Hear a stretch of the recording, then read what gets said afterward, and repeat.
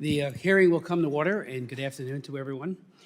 This hearing on the UN Relief and Works Agency, or UNRWA, its decades-long complicity in the most vicious forms of anti-Semitism, anti-Semitic hate, with a focus today on the so-called independent review by Ms. Catherine Colonna, will come to order. Hillel Neuer, Executive Director of UN Watch, will testify today that the, quote, Colonna review was not independent. The verdict was determined in advance. He goes on to say, UN Watch has demonstrated in detail why the Colonna review was not truly independent, including because of the manifest bias and conflicts of interest of the examiners, and because both the UN and UNRWA declared the outcome in advance in a mandate explicitly designated not to objectively examine potential wrongdoing, but rather to reassure the donors, close quote. The revelations of recent months about UNRWA's complicity in the anti-Semitic atrocities of October 7th and the involvement in supplying Hamas and protecting its terror tunnels has been a dramatic wake-up call for a lot of people to the reality that UNRWA is one of the chief drivers of conflict between Palestinians and Israelis. This is the fourth hearing on UNRWA and related UN agencies that I've chaired in the past 12 months alone. 21 years ago, in 2003, I offered an amendment that passed the House of Representatives to defund UNRWA. The Senate failed to take action. I and many of my colleagues on both sides of the aisle for decades have been raising their anti-Semitic hatred embedded in UNRWA. This year, my legislation, called the Stop Support for UNRWA Act of 2024, was passed by the Foreign Affairs Committee on February 6th by a vote of 30 to 19. It completely prohibits any U.S. contributions to UNRWA. My legislation, however, made it absolutely clear that, quote, nothing in this act may be construed to preclude the provision of humanitarian assistance to any agency or entity other than UNRWA, to individuals or entities that also receive assistance from UNRWA, if the Secretary of State certifies to Congress that such an agency or entity, quote, one, does not promote, espouse, or affiliate with entities or individuals that promote violence, terrorism, or anti-Semitism, as such term is defined by the IHRA working definition of anti-Semitism, and two, does not employ individuals who promote, espouse, or affiliate with such entities or individuals.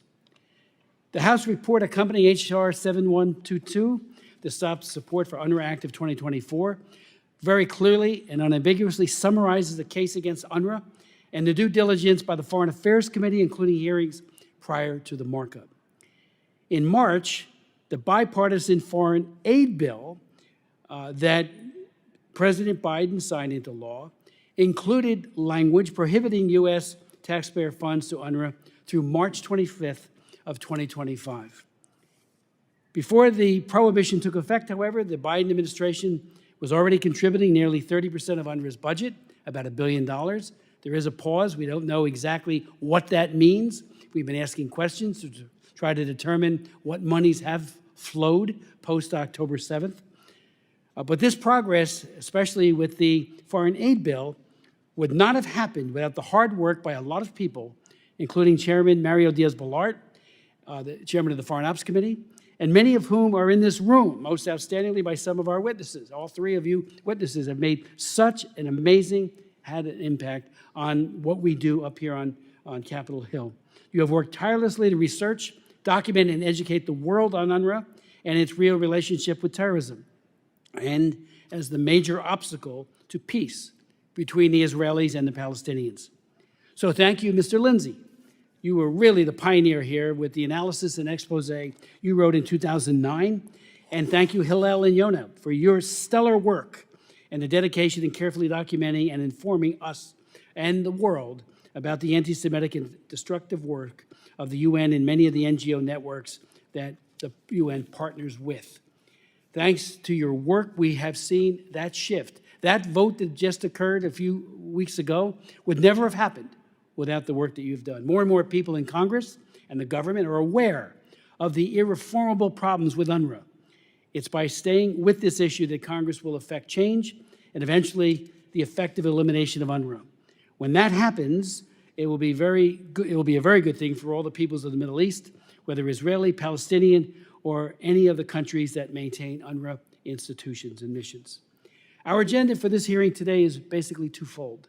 First, we have to examine the Colonna report, which was set up solely to whitewash UNRWA's record, and second, the U.S. funding to organizations other than UNRWA, which are affiliated to terrorists or otherwise promote violence against the Israelis. Regarding the Colonna report, it was in response to growing criticism of UNRWA, as well as the Israeli government's announcement that it had evidence that UNRWA employees had participated in the atrocities on October 7th, that the UN announced an independent, so-called, review of UNRWA. The mandate of the review, however, was restricted to UNRWA's neutrality procedures in order to avoid going into UNRWA's obligations to be independent and impartial, where it would have been impossible to hide its grotesque failures. Secretary General Guterres appointed Catherine Colonna, a former French foreign minister, to lead the review. Colonna has a long history of support for UNRWA and hostility towards Israel. Ms. Colonna tapped 3 organizations to conduct the review. All of them have similar histories, including of throwing defamatory accusations such as genocide and apartheid at the State of Israel. Senior officials connected to the report repeatedly stated that their goal was to, quote, reassure donors and to provide the donors with further cover. Yet the report is still interesting as another side of changed times. The authors felt it necessary to make some concessions and admissions. Most of the 50 recommendations are strictly small ball items to remedy management deficiencies, which already have been repeatedly brought to the public attention by our witnesses and other watchdog groups and ignored by UNRWA for decades. Yet the Colonna report concedes that UNRWA does not vet employees for connections or sympathies with Hamas or Islamic Jihad. The Colonna report concludes that UNRWA is irreplaceable and indispensable. As Mr. Lindsay says in his written testimony, it is simply not true that UNRWA is irreplaceable. In every UNRWA field of operation, the local authorities provide services to those of their residents who are not defined as Palestinian refugees by UNRWA. These local authorities, if UNRWA resources eventually were transferred to them, would simply expand their operations, close quote. UNRWA, the UN Relief and Works Agency, was set up to provide, by way of background, in 1949, to provide aid to refugees. 74 years later, it has kept going by the UN General Assembly. There are few signs of the original refugees left. Almost all UNRWA so-called refugees today, in fact, belong to the vastly expanded number of children, grandchildren, and great-great-grandchildren of the original refugees. And they are only refugees because nearby Arab nations seeking to perpetuate Israel's problems will not permit the Palestinians to integrate into their societies.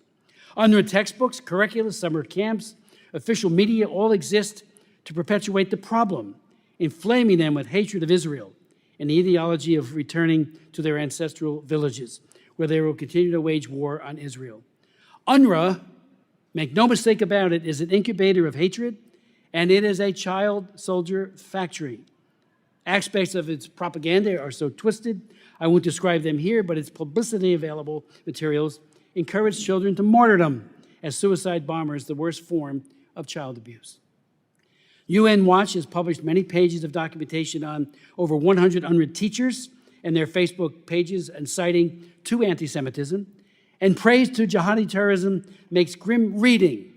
UN Watch has also revealed that how, quote, as soon as news of the horrific slaughter broke, which was the live streamed on social media by some of the terrorists, United Nations Relief and Works Agency staff immediately celebrated and justified it on Facebook, close quote.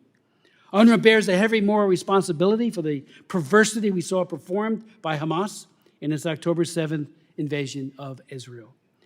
I think the best thing for Palestinians and Israelis would be for the U.S. to pursue a two-track strategy. First, continue down the path of prohibiting U.S. funding to UNRWA, and that is the path that the Trump administration took in 2018, and that my legislation reestablished after the Biden administration restored it in 2021, and then the full House, Democrat, Republican alike, passed the legislation that continued that and made it law. Second, the U.S. should develop alternative ways to deliver aid to Palestinians, international aid organizations that are rigorously vetted by our government to be kept clean of associations with anti-Semitic or terrorist associations. This brings us to the second agenda item, U.S. funding to organizations other than UNRWA that are affiliated to terrorists or otherwise promote violence against Israelis. Congress is not voting to prohibit funding to UNRWA in order to have aid to the Palestinians channeled through other terrorist complicit organizations. Yet that seems to be happening. I don't know why the Biden administration is permitting this, yet it has been unresponsive to concerns I raised about this last September. At that time, it became clear that the State Department awarded a grant to an organization whose webpage showed ample evidence of working with and celebrating senior leaders of the Palestinian Islamic Jihad and the Popular Front for the Liberation of Palestine, both of whom the United States government has designated as foreign terrorist organizations. We will learn today about other examples during the course of the hearing. One thing is clear: under absolutely no circumstances should the State Department be subsidizing an organization that promotes the killing of innocent Jews and terror attacks on Israel.